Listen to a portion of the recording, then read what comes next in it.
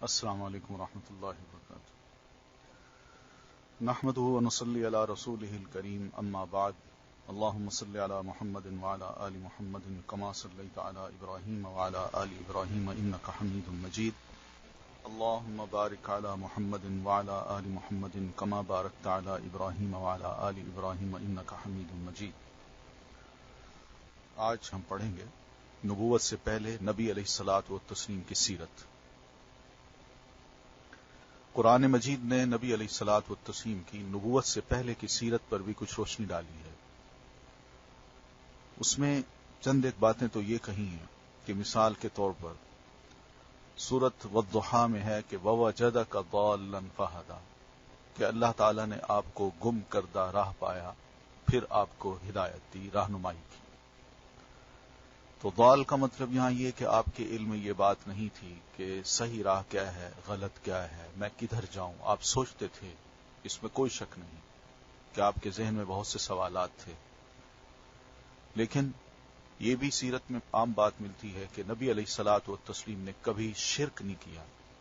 باوجود مشرکانہ ماحول میں رہنے کے اللہ کے رسول صلی اللہ علیہ وسلم نہ ماحول سے متاثر ہوئے اور نہ ہی آپ صلی اللہ علیہ وسلم اپنے رشتہ داروں اور بزرگوں کے عمل کو دیکھ کے متاثر ہوئے، بلکہ محسوس یہ ہوتا ہے کہ اللہ کے رسول صلی اللہ علیہ وسلم کی جو فطرت تھی اس میں شرک سے اللہ تعالی نے نفرت رکھی ہوئی تھی.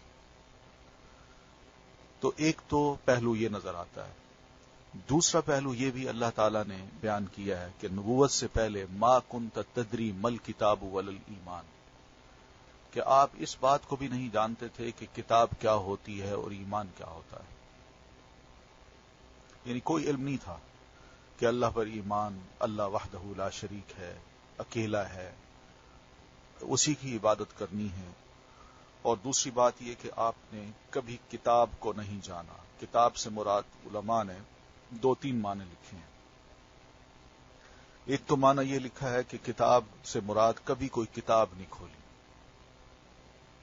یعنی کسی ٹیچر کے سامنے بیٹھ کے آپ نے 40 سالہ زندگی میں نہ کتاب کھولی ہے، نہ کبھی انسٹیٹیوشن گئے ہیں، نہ کسی کالج یونیورسٹی میں گئے ہیں، بلکہ اللہ کے رسول صلی اللہ علیہ وسلم کی جو گروتھ ہے اس ماحول میں وہ اللہ تعالیٰ نے اس طرح بنائی ہے کہ بغیر کسی کی تربیت کے خود بخود آپ کی بڑھوتی ہوئی ہے، آپ کی اٹھان ہوئی ہے اور بالکل فطرت کے مطابق ہوئی ہے.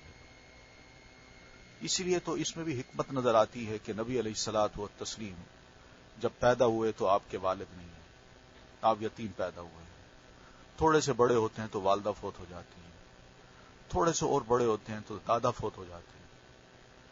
یہ ماحول آپ کو جو ملا ہے یہ کیا تھا؟ کیوں ایسا کیا گیا؟ یہ اس لیے کیا گیا کہ تاکہ نبی امی کو، یعنی ایک ان لیٹرڈ پروفٹ کو اس طرح ثابت کیا جا سکے کہ کل کو کوئی الزام نہ لگائے کہ اللہ کے رسول صلی اللہ علیہ وسلم نے کہیں سے تو کچھ سیکھا ہے، ہاں کہیں سے تو کچھ حاصل کیا ہے، لیکن اللہ کے رسول صلی اللہ علیہ وسلم نے کہیں سے کچھ حاصل نہیں کیا. بچے کی تربیت پر جس قدر والدین توجہ دیتے ہیں شاید کوئی اور دیتا ہو. اللہ تعالیٰ نے والدین اٹھا لیے بچپن میں. دادا جو بڑی محبت رکھتے تھے اللہ تعالیٰ نے ان کو بھی بچپن میں ہی، آپ چھوٹے سے ہیں، 9 سال کے ہیں، اللہ نے ان کو بھی اٹھا لیا. اب ماحول ہی ہے جو آپ کو تربیت دے سکتا ہے اور اسی سے ہی آپ متاثر ہو کے بڑے ہو سکتے ہیں. لیکن یہ الزام کہ آپ یتیم تھے، آپ مفلس تھے، یہ کہہ دینا تو بڑا آسان ہے، لیکن مفلسی میں اور یتیمی میں ایسا انسان نکلنا کہ جو بڑا با اخلاق ہو، امین ہو، دیانتدار ہو، شرافت ہو اور پھر اس کے ساتھ ساتھ سچا انسان ہو، یہ نبوت سے پہلے یہ جو ٹائٹل آپ کو ملے ہیں یہ کوئی معمولی بات نہیں ہے. یہ بہت بڑا شرف ہے نبی علیہ الصلوۃ والتسلیم کا کہ اللہ تعالیٰ نے آپ کو اس طرح اٹھایا ہے اس ماحول میں کہ آپ ماحول سے متاثر نہیں ہوتے بلکہ ماحول پر اپنا اثر چھوڑتے ہیں. یہ ہوتی ہے انسان کی خوبی کہ جہاں بھی رہے اپنے آپ کو اس ماحول میں ضم نہ کرے کہ ویسا ہی میں بن جاؤں جیسے بھیڑ چال ہوتی ہے. نہیں، بلکہ اگر اس کے اندر کوئی خوبی ہے تو وہ اپنی خوبیوں کو دوسروں کو دکھا کے ثابت کر دے کہ انسان ہو تو ایسا ہو. تو رسول اللہ صلی اللہ علیہ وسلم کی سیرت کے بارے میں جہاں قرآن مجید میں نبوت سے پہلے تھوڑی سی روشنی ڈالی ہے، وہی سیرت نگاروں نے بھی اللہ کے رسول صلی اللہ علیہ وسلم کے بارے میں مزید کچھ لکھا ہے کہ آپ صلی اللہ علیہ وسلم بچپن ہی سے سلیم العقل، پاک دامن اور بھرپور قوت کے مالک تھے. جوانی اور پختگی کا زمانہ آیا تو آپ کی خوبیاں اور نکھر آئیں. آپ درست سوچ، صحیح نظر، بہترین اخلاق اور عمدہ عادات کا سب سے بلند نمونہ تھے. سچائی اور امانت، مردانگی اور شجاعت، عدل اور حکمت، زہد اور قناعت، بردباری اور عفت، صبر و شکر، حیا اور وفا، خیر خواہی اور تواضع سب میں ممتاز تھے. بھلائی اور احسان میں آپ کا کوئی ثانی نہیں تھا. ابو طالب نے نبی علیہ الصلوۃ والتسلیم کی تعریف کرتے ہوئے یہ لفظ کہے تھے، یہ شعر کہے تھے کہ وَأَبْيَضُ يُسْتَسْقَى الْغَمَامُ بِوَجْهِهِ ثِمَالُ الْيَتَامَى عِصْمَةٌ لِلْأَرَامِلِ. وہ گورے مکھڑے والا جس کی برکت سے ابر رحمت برستا ہے، وہ یتیموں کا سہارا اور بیواؤں کا نگہبان ہے. حالانکہ ابو طالب نے نبی علیہ الصلوۃ والتسلیم کو یعنی 9 سال کی عمر میں لے لیا تھا، لیکن آپ صلی اللہ علیہ وسلم کی ذات کے اندر جو خوبیاں پیدا ہوئی ہیں اس میں آپ نے ابو طالب سے کوئی اثر نہیں لیا. آپ کی ذات کے اندر کچھ خوبیاں ایسی تھیں کہ ابو طالب کو آپ کے بارے میں یہ کہنا پڑا کہ آپ کی شخصیت اس قسم کی. حالانکہ ابو طالب کے زیر تربیت رہے ہیں، مگر ابو طالب میں یہ خوبیاں نہیں تھیں جو خود نبی علیہ الصلوۃ والتسلیم کے بارے میں کہیں. آپ صلہ رحمی کرتے تھے، لوگوں کا بوجھ اپنے سر لے لیتے تھے، تنگ دست کی ایسی مدد فرماتے کہ مالدار ہو جاتا یا روزگار پہ لگ جاتا تھا.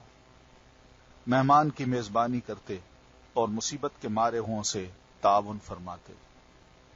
اللہ تعالیٰ نے آپ کی حفاظت و نگرانی کا خاص انتظام فرمایا تھا اور قوم کے اندر پھیلی ہوئی خرافات اور برائیوں کے خلاف آپ کے دل میں نفرت ڈال دی تھی. چنانچہ آپ بتوں کی عید پر حاضر ہوتے تھے، نہ شرک کے میلوں میں جاتے تھے.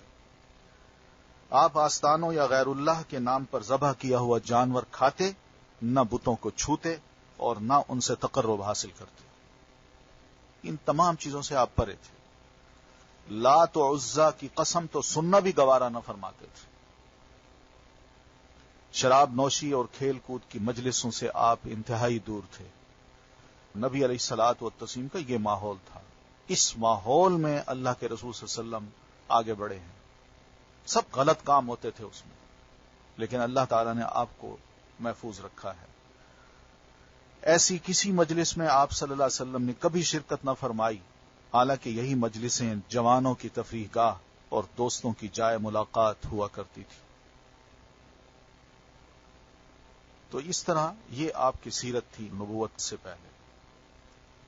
اب نبوت کے کچھ آثار آپ پر نمایاں ہوتے ہیں اور سعادت کی جو جھلکیاں ہیں اس پر ہم ذرا تھوڑی سی روشنی ڈالتے ہیں. یعنی آپ کو نبوت کیسے ملی، یہ سعادت، یہ خوش بختی، یہ خوش نصیبی آپ کو کیسے حاصل ہوئی نبوت کی، اس پہ مؤلف کچھ لکھنا چاہتے ہیں. پیچھے جو حالات بیان کیے جا چکے ہیں ان کی وجہ سے آپ صلی اللہ علیہ وسلم اور آپ کی قوم کے درمیان فکری اور عملی فاصلہ بڑھتا گیا. یعنی آپ دیکھیے کہ قوم کدھر لگی ہوئی ہے، اس کی فکر اور سوچ کیا ہے. وہ شرک میں مبتلا ہے، خرافات ہیں اس میں، شراب نوشی ہے، کھیل کود ہے، شاعری ہے. نبی علیہ الصلوۃ والتسلیم نہ ایسی مجلسوں میں جاتے ہیں اور نہ ہی اس فکر سے راضی ہوتے ہیں. آپ کا عمل ہی کچھ اور ہے اور ان کی سوچیں کچھ اور ہیں. تو یہ فاصلہ تھا آپ کا اپنی قوم کے درمیان. آپ قوم کی بدبختی اور بگاڑ دیکھ کر رنجیدہ رہنے لگے. ظاہر ہے کسی قوم کے اندر اس قسم کا بگاڑ ہو، اخلاق باختہ ہو گئی ہو، تو ایک مصلح آدمی، ایک شخص جس کے دل میں واقعی خدا خوفی ہے، وہ ان حالات کو دیکھ کے خاموش نہیں بیٹھتا، بلکہ اسے رنج ہوتا ہے.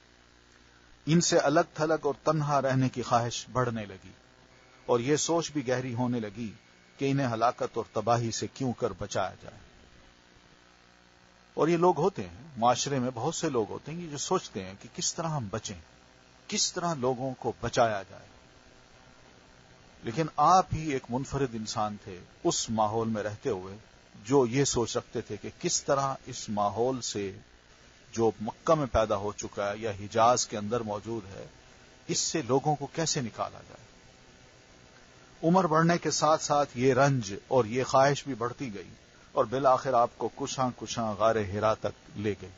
کشاں کشاں کا مطلب یعنی آہستہ آہستہ کھینچ کھینچ کے آپ کو غار ہرا میں تشریف لے گئے۔ آپ صلی اللہ علیہ وسلم سال میں رمضان کا ایک مہینہ دین ابراہیم کی بچی کھچی تعلیمات کے مطابق اللہ کی عبادت کرتے، اور مہینہ پورا کر کے صبح و دم مکہ تشریف لاتے اور خانہ کعبہ کا طواف کر کے گھر کی راہ لیتے۔ 3 سال تک آپ کا یہی عمل رہا، یعنی 3 سال آپ اسی طرح رمضان کے مہینے میں تقریباً چلے جاتے، اور پھر کبھی کبھار ویسے بھی چلے جاتے، تو 3 سال تک آپ غار ہرا میں آتے جاتے رہے۔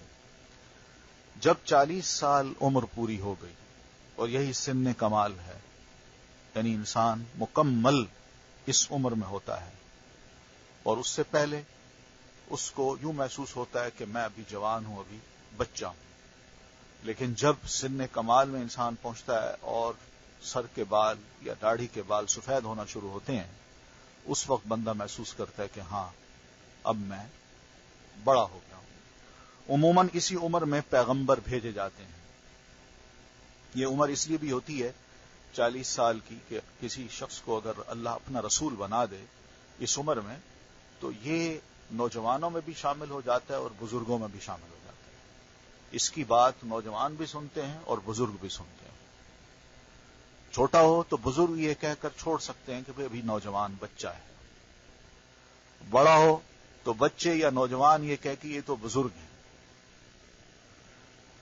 تو نبوت کی چمک دھمک اور سعادت کی جھلکیاں نظر آنی شروع ہو گئیں۔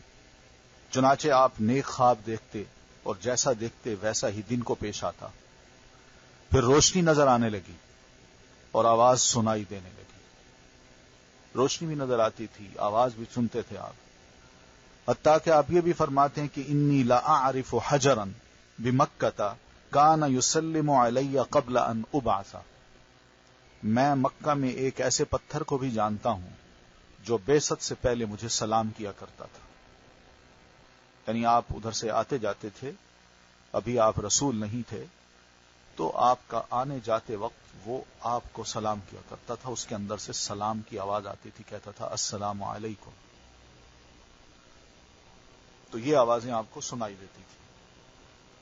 پھر تیسرے سال کے رمضان میں جب آپ کی عمر کا 41واں سال چل رہا تھا، آپ صلی اللہ علیہ وسلم غار ہرا کے اندر ذکر الہی اور عبادت میں مشغول تھے۔ یہ ذکر الہی اور عبادت ظاہر ہے اس وقت آپ پر نازل تو کوئی شے نہیں ہوئی تھی، یہ میڈیٹیشن جو آپ کیا کرتے تھے، تو اس میں نبی علیہ الصلوۃ والتسلیم کیا سوچتے تھے؟ تو اس کے بارے میں بھی قرآن مجید نے تھوڑی سی بات کی ہے، یعنی اشارہ کیا ہے۔ مثلا سیرت نگار یہ لکھتے ہیں یا محدثین بعض احادیث کو ایسا لکھتے ہیں کہ جس میں یہ پتہ چلتا ہے کہ آپ اپنے آپ سے یہ سوال کرتے تھے کہ میں کیوں پیدا ہوا، دنیا میں کیوں آیا، میرا مقصد کیا ہے، یہ دنیا کیسے بنی ہے، کس نے بنائی ہے۔ یہ سوال کرتے کرتے پھر ایک ایسے پوائنٹ پہ آپ پہنچ جاتے کہ اس کو بنانے والا کوئی ایک ہے، کوئی زیادہ نہیں ہے، جو مجھ پر بھی کنٹرول کر رہا ہے، ہر انسان پہ کنٹرول کر رہا ہے۔ اور دنیا میں لوگ پیدا ہوتے ہیں تو پیدا بھی وہی کرتا ہے، مرتے ہیں تو مارتا بھی وہی ہے، پھر اسی کائنات کو بھی اسی نے بنایا ہے۔ یہ نیچرل کوسچن تھے جو اللہ کے رسول صلی اللہ علیہ وسلم اپنے آپ سے کرتے، یا آپ غور و فکر کر کے اس کے نتائج نکال کے یہ سوال کیا کرتے تھے۔ تو یہ تھی میڈیٹیشن، یہ آپ کی عبادت تھی۔ اور اس میں ابراہیم علیہ الصلوۃ والتسلیم کی سیرت یا اسماعیل علیہ الصلوۃ والتسلیم کی سیرت کہ انہوں نے کس طرح خانہ کعبہ بنایا، کس طرح وہ ٹریول کر کے یہاں آئے، سیدہ ہاجرہ، ان کا سعی کرنا صفا اور مروہ کے درمیان، یہ کچھ ایسے عمل تھے جو نبی علیہ الصلوۃ والتسلیم کے علم میں تھے، اور آپ نے جس طرح سنا تھا وہیں رہ کے، اور لوگ آتے تھے حج کرتے تھے تو یہ سب آپ دیکھتے تھے، تو بعض چنے ہوئے عمل آپ ان کو پسند کر لیا کرتے تھے، اور یہی طریقہ تھا آپ کی عبادت کا۔ لیکن کس کی کر رہے ہیں، کس ذات کی کر رہے ہیں، ابھی آپ فائنل نتیجے پہ نہیں پہنچے، کھوج میں ہیں، لیکن دل میں ایک جذبہ ہے، شوق ہے، تڑپ ہے کہ پتہ تو چلے وہ حقیقت ہے کیا۔ تو اس حقیقت کو پانے کے لیے آپ ذرا بے چین رہتے تھے، تو یکایک جبریل امین علیہ السلام نازل ہوئے اور آپ کو وحی و نبوت سے نوازا۔ وہ آئے، انہوں نے آپ پر وحی کی۔ حضرت عائشہ رضی اللہ تعالی عنہا ام المومنین یہ فرماتی ہیں، رسول اللہ صلی اللہ علیہ وسلم پر وحی کا آغاز نیند میں اچھے خواب سے ہوا، یعنی آپ وحی سے پہلے جو خواب دیکھتے تھے، ابھی نبی نہیں بنے تھے، جو خواب دیکھتے تھے اس خواب کے بارے میں ہم پڑھ چکے ہیں کہ وہ خواب رات آپ دیکھتے تھے، صبح بالکل ویسے ہی ہوتا تھا، جو آپ دیکھ رہے ہیں صبح ویسا ہی کچھ نظر آ رہا ہے۔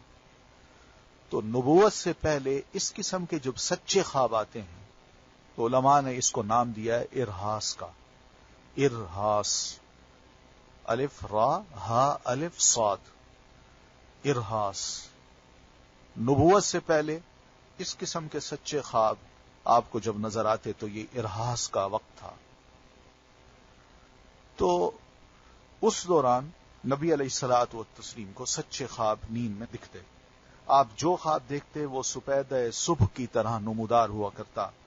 پھر آپ کو تنہائی پسند آنے لگی، چنانچہ آپ غار حرا میں خلوت اختیار فرماتے۔ خلوت کا مطلب میڈیٹیشن کے لیے علیحدہ جا کے بیٹھ جاتے تھے، اور کئی کئی رات گھر آئے بغیر عبادت کرتے، اور اس عرصے کے لیے توشہ بھی لے جاتے، یعنی کھانے پینے کی جو چیزیں تھیں وہ ساتھ لے جاتے تھے۔ پھر سیدہ خدیجہ رضی اللہ تعالی عنہا کے پاس واپس آتے اور اس جیسی مدت کے لیے پھر توشہ لے جاتے تھے، یہاں تک کہ آپ صلی اللہ علیہ وسلم غار حرا ہی میں تھے کہ آپ کے پاس حق آ گیا، یعنی آپ کے پاس فرشتہ آ گیا، جبریل امین۔ ان کی ذمہ داری ہے کہ یہ وحی لے کے کسی بھی شخص پہ اترتے ہیں اور اس کو نبی یا رسول بنا کے چلے جاتے ہیں۔ تو یہ حضرت جبریل علیہ الصلوۃ والتسلیم کا ایک عمل تھا جو وہ اپنی ذمہ داری ادا کرنے کے لیے نبی علیہ الصلوۃ والتسلیم کی خدمت میں آئے اور آپ صلی اللہ علیہ وسلم پر وحی نازل کی، اور اس وقت سب سے پہلے یہ لفظ فرمایا کہ اقرا۔ تو رسول اکرم صلی اللہ علیہ وسلم کو جب یہ کہا کہ پڑھو تو آپ نے فرمایا ما انا بقارئ، میں پڑھنا نہیں جانتا۔ آپ فرماتے ہیں فاخذنی فغطنی حتى بلغ منی الجہد ثم ارسلنی فقال اقرا۔ اس پر انہوں نے مجھے پکڑ لیا اور اس زور سے دبوچا کہ مجھے چور کر ڈالا، پھر چھوڑ کر کہا پڑھو۔ میں نے کہا ما انا بقارئ، میں پڑھنا نہیں جانتا۔ فاخذنی، تو اس فرشتے نے مجھے دوبارہ پکڑا، فغطنی الثانیۃ، پھر دوبارہ دبوچا، حتی بلغ منی الجہد، یہاں تک کہ انہوں نے مجھے چور کر ڈالا۔ ثم ارسلنی، پھر انہوں نے مجھے چھوڑ دیا، پھر فرمایا اقرأ، پڑھو۔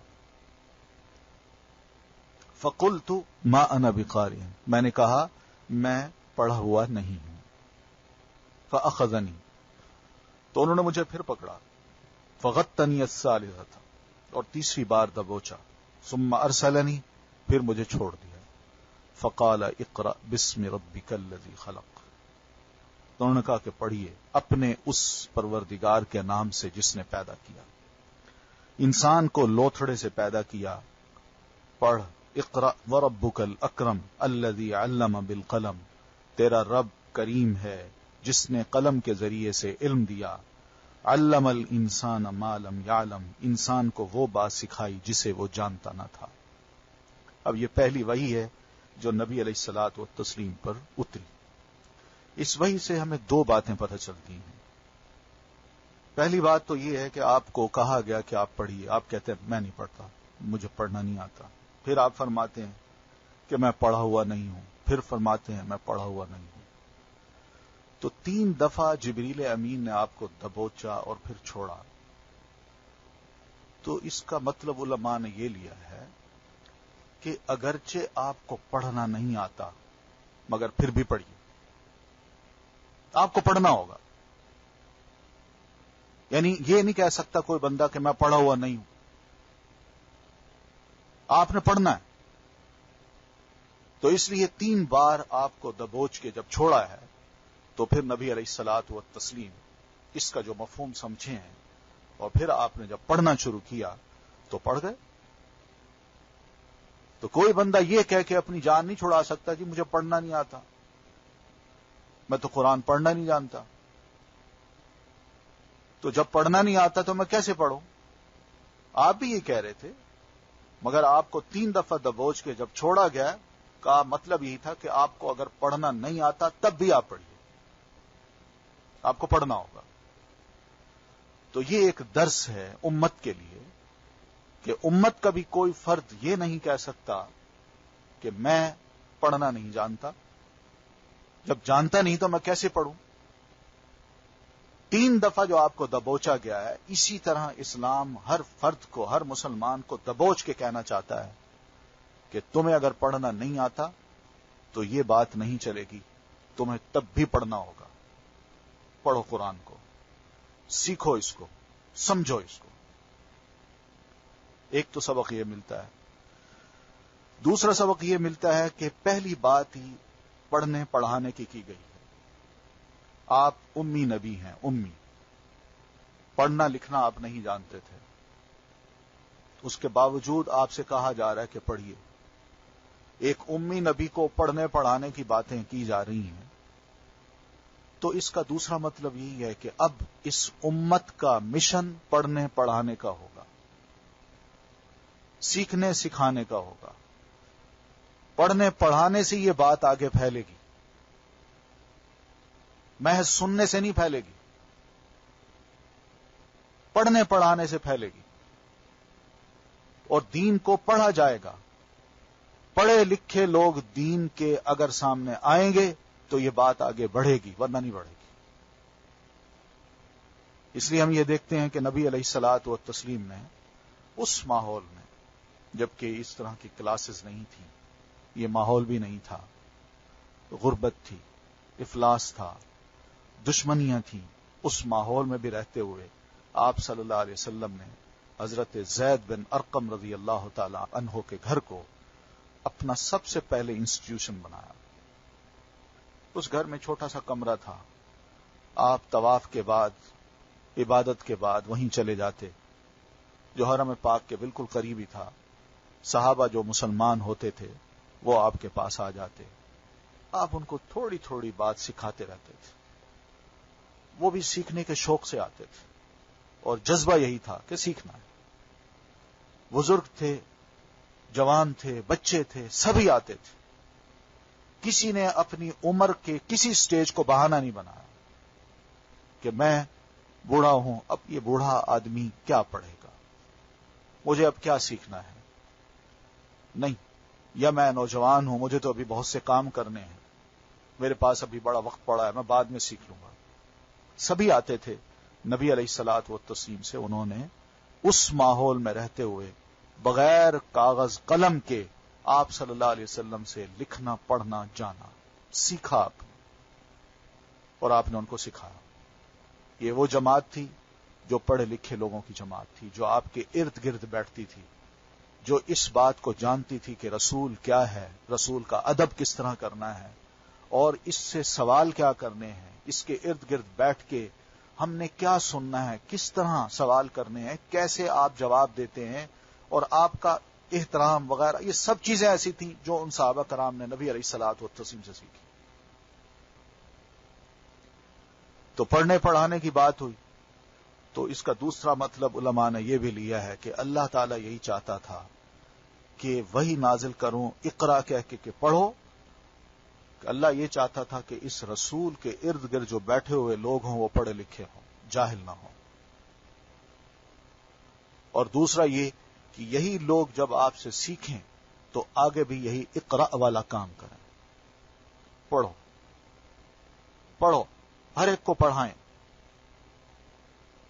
یہ اتنا اہم مشن ہے، اس کے لیے کوئی خرچہ نہیں ہوتا.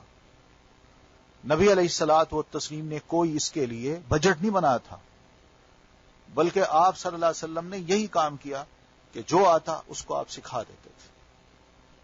اس لیے آپ صلی اللہ علیہ وسلم نے فرمایا کہ اگر تمہارے پاس میری ایک بات ہی ہے نا، ایک بات بھی، تو اس کو بھی دوسرے تک پہنچا دو. بلغوا عنی ولو آیا.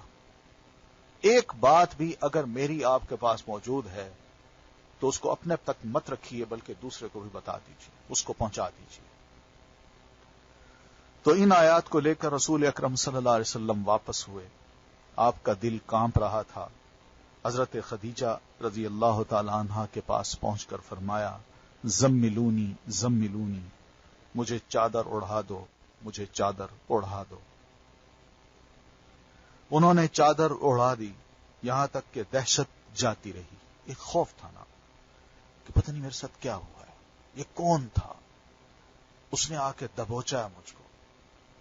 اور ایسے 3 بار دبوچا ہے کہ آپ فرماتے ہیں کہ میں چور ہو گیا.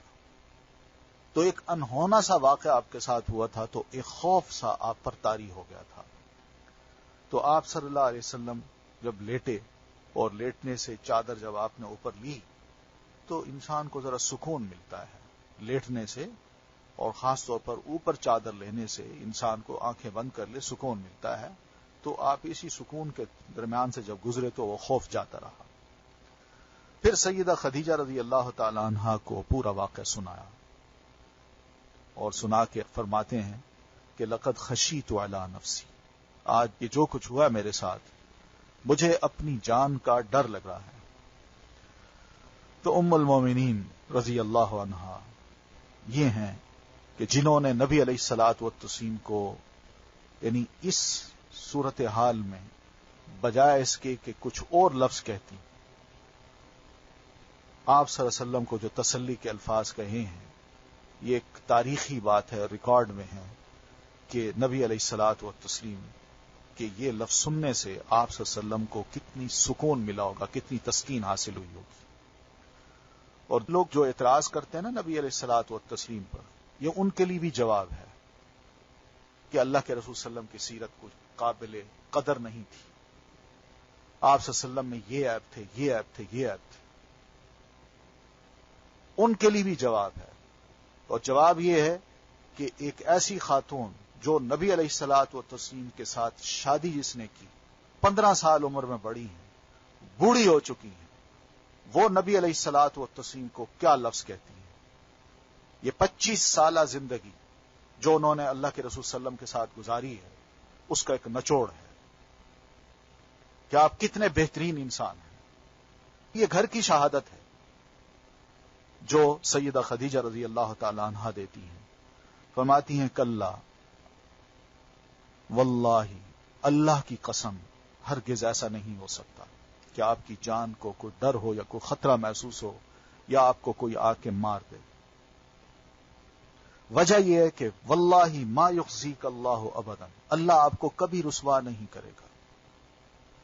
یعنی یہ جو آپ اتنے اچھے اچھے کام کرتے ہیں، آپ کیوں خوف محسوس کریں کہ خدا نخواستہ آپ کے پیچھے کوئی جن لگ گیا ہے، کوئی شیطان لگ گیا ہے جو آپ کو ڈرا رہا ہے یا آپ کی جان لے لے گا. اور آپ کے اتنے اچھے اخلاق ہیں، آپ امین ہیں، صادق ہیں، پبلک میں آپ کا یہ نام ہے، اور خدا نخواستہ آپ ڈرنے لگ جائیں اور ایسی موت آ جائے تو یہ تو دنیا کہے گی کہ دیکھیے آپ تو امین اور صادق تھے اور آپ کو موت ایسی آ گئی. یہ تو رسوائی ہوگی. میں کہتی ہوں واللہ ما یخزیک اللہ ابدا، اللہ کی قسم اللہ آپ کو کبھی رسوا نہیں کرے گا. وجہ یہ ہے کہ انک لتصل الرحم، کہ آپ صلہ رحمی کرتے ہیں. یہ گھر کی شہادت ہے، صلہ رحمی کرتے ہیں. یعنی رشتہ داروں کے ساتھ، بیوی کے ساتھ، اپنے چچا کے ساتھ، چچا کے بیٹے سیدنا علی رضی اللہ تعالی عنہ کے ساتھ، اور جتنی بھی آپ کی رشتہ دار پھوپھیاں ہیں، چچا ہیں، ان کے بچے ہیں، سب کے ساتھ آپ صلہ رحمی کرتے ہیں.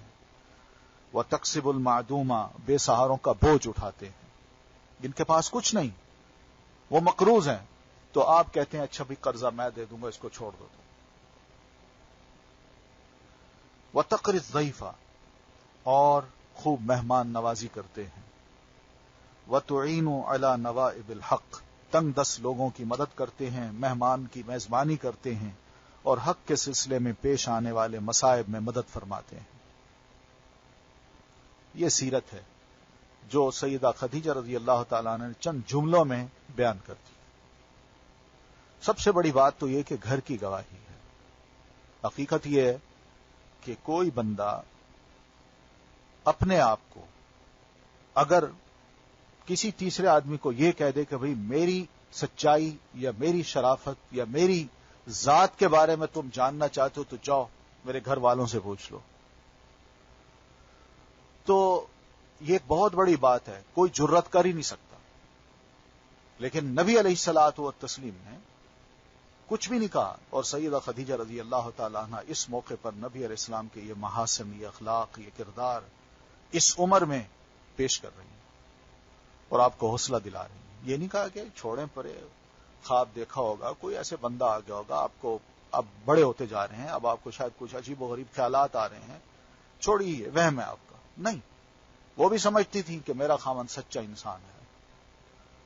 وہ جن مراحل سے گزرا ہے یہ کوئی معمولی مرحلہ نہیں ہے، کبھی اس نے ایسا تذکرہ نہیں کیا، لیکن یہ یونیک سی بات ہے کہ میرے خاوند کو اس قسم کے مرحلے سے گزرنا پڑا ہے، اور جو بات کر رہا ہے میں اس کو مانتی ہوں، اس لیے مجھے اس موقع پہ حوصلہ دلانا چاہیے. اس کے بعد سیدہ خدیجہ رضی اللہ تعالیٰ عنہ آپ کو اپنے چچیرے بھائی ورقہ ابن نوفل کے پاس لے گئیں. وہ دور جاہلیت میں عیسائی ہو گئے تھے اور عبرانی زبان لکھنا پڑھنا جانتے تھے، چنانچہ توفیق الہی کے مطابق عبرانی میں انجیل بھی لکھتے تھے. اس وقت وہ بوڑھے اور نابینا ہو چکے تھے. سیدہ خدیجہ نے ان سے کہا، بھائی جان یا ابن عمی، آپ اپنے بھتیجے کی بات سنیں. ورقہ نے کہا، بھتیجے تم کیا کہتے ہو، کیا ہوا ہے تمہارے ساتھ؟ آپ صلی اللہ علیہ وسلم نے جو کچھ دیکھا وہ بیان کر دیا. ورقہ نے کہا، یہ تو وہی ناموس ہے، وہی وحی لانے والا فرشتہ ہے جو موسیٰ علیہ السلام پر نازل ہوا تھا. کاش میں اس وقت جوان ہوتا، کاش میں اس وقت زندہ رہتا جب آپ کی قوم آپ کو نکال دے گی. نبی علیہ الصلوۃ والتسلیم نے یہ بات سنی تو فرمایا، او مخرجیہم، کیا واقعی میری قوم مجھے نکال دے گی؟ یعنی میرے اپنے علاقے سے جہاں میں پلا بڑھا اور میرے رشتہ دار ہیں، میرا گھر ہے، میرا ایک نام ہے، لوگ مجھے امین و صادق کہتے ہیں، کیا یہ لوگ مجھے نکال دیں گے؟ ورقہ نے کہا، ہاں، کبھی ایسا نہیں ہوا، کوئی ایسا آدمی نہیں جو تمہارے جیسا پیغام لایا ہو مگر اس سے دشمنی نہ کی گئی ہو. اگر میں نے تمہارا وہ دن، جس دن تمہاری قوم تمہیں مکہ سے نکالے گی، میں نے تمہارا وہ دن پا لیا تو تمہاری زبردست مدد کروں گا. اس کے بعد ورقہ جلد ہی فوت ہو گئے اور نبی علیہ الصلوۃ والتسلیم پر وحی رک گئی. تو یہ جو زمانہ ہے وہی جب رکی ہے، پہلی وحی آنے کے بعد جو دوسری وحی نہیں آئی، تو یہ پاس درمیان کا جو وقفہ ہے پہلی اور دوسری وحی کے درمیان کا، اس وقفے کو کہتے ہیں فترۃ الوحی. فا تا را گولتا، فترہ پھر الوحی. تو یہ ایک حقیقت ہے کہ ورقہ بن نوفل بھی نبی علیہ الصلوۃ والتسلیم کی بات کو سن کے مان گئے تھے کہ آپ صلی اللہ علیہ وسلم پر وحی نازل ہوئی ہے اور آپ آج کے بعد رسول ہیں. اسی لیے بعض علماء نے دو سوال چھیڑے ہیں.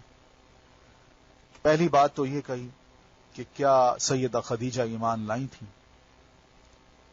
مردوں میں، عورتوں میں، مسلمانوں میں سب سے پہلے مسلمان کون ہوا تھا؟ یہ ایک سوال ہے، یہ پہلا سوال ہے.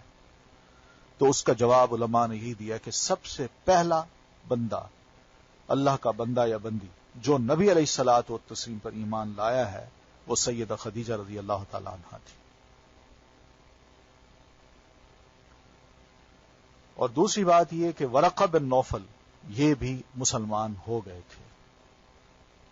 وہ اس طرح کہ انہوں نے یہ کہہ دیا تھا کہ یہ جو آپ پر نازل ہوا ہے یہ وحی ہے، جبریل امین آئے ہیں، فرشتہ آیا ہے، اور جو کچھ آپ مجھے بتا رہے ہیں بالکل آپ کے ساتھ ایسا ہونے والا ہے کہ آپ کو آپ کی قوم نکال دے گی. اور پھر آخر میں اس نے یہ لفظ کہے تھے کہ اگر میں اس وقت زندہ رہا تو لَأَنْصُرُكَ نَصْرًا مُؤَزَّرًا، میں آپ کی بڑی زبردست مدد کروں گا، بڑا دفاع کروں گا. تو یہ جو اس کے لفظ ہیں، اس کا مطلب علماء نے یہی لیا ہے کہ وہ بھی اسلام لا چکے تھے. تو یہ دیکھیے، دو افراد ملتے ہیں، وہی اترتی ہے، صرف دو افراد ملتے ہیں، دو سے تذکرہ ہوتا ہے اور دونوں مسلمان ہو جاتے ہیں. یہ اس دین کے اندر خیر ہے. ایک عیسائی ہیں جو اچھی بھلی زبان بھی جانتے ہیں، اپنی انجیل بھی جانتے ہیں، تورات کا بھی علم ہے، اور وہ مسلمان ہو جاتے ہیں. اور دوسرا سیدہ خدیجہ رضی اللہ تعالی عنہا جو گھر کی ہے. پھر نبوت کا آغاز ہوتا ہے، اور نبی علیہ الصلوۃ والتسلیم پر جو وحی کی نزول ہوئی ہے اس کی صحیح تاریخ کیا ہے، یہ آغاز نبوت اور اس کی صحیح تاریخ یہ کیا ہے، اس پر بھی علماء نے کچھ دلائل پیش کیے ہیں. یہ نبی صلی اللہ علیہ وسلم پر پہلی بار وحی اترنے اور آپ کی نبوت شروع ہونے کا واقعہ ہے. یہ رمضان کے مہینے میں لیلۃ القدر کے اندر پیش آیا، یعنی آپ پر جو پہلی بار وحی نازل ہوئی ہے یہ لیلۃ القدر میں یہ واقعہ پیش آیا ہے. اللہ تعالیٰ ارشاد فرماتے ہیں شہر رمضان الذی انزل فیہ القرآن، رمضان کا مہینہ ہی وہ مہینہ ہے جس میں قرآن اتارا گیا. اسی طرح اللہ تعالیٰ کا یہ ارشاد ہے کہ انا انزلناہ فی لیلۃ القدر، ہم نے قرآن کو عزت والی رات میں اتارا. صحیح احادیث سے یہ بھی ثابت ہے کہ یہ واقعہ یعنی آپ پر پہلی وحی نازل ہونے کا واقعہ رات کے پچھلے پہر سوموار کی فجر طلوع ہونے سے پہلے پیش آیا. چونکہ لیلۃ القدر رمضان کی آخری 10 راتوں میں سے کسی طاق رات میں ہوا کرتی ہے، اور اس سال سوموار 21 رمضان کو لیلۃ القدر تھی، اس لیے اس سے یہ نتیجہ نکلتا ہے کہ آپ صلی اللہ علیہ وسلم کی نبوت آپ کی پیدائش کے 41ویں سال 21ویں رمضان سوموار کی رات شروع ہوئی. اس روز اگست کی 10 تاریخ تھی اور 610 عیسوی تھی. قمری حساب سے اس وقت آپ کی عمر 40 سال 6 مہینے 12 دن تھی، اور شمسی حساب سے 39 سال 3 مہینے 22 دن تھی. لہذا آپ کی بعثت 40 سال شمسی سال کے سرے پر ہوئی، یعنی جو ہی شمسی سال شروع ہوتا ہے آپ پر وہی شروع ہو جاتی ہے. تو یہ نتیجہ نکالا ہے اور بڑا علمی نتیجہ ہے، بڑے یعنی حساب کتاب کرنے کے بعد. تو اس طرح نبی علیہ الصلوۃ والتسلیم کی نبوت کا آغاز ہو جاتا ہے. تو انشاءاللہ پھر اس پر کچھ مزید گفتگو بھی ہوگی. سبحانک اللہم و بحمدک، نشہد ان لا الہ الا انت، نستغفرک و نتوب الیک.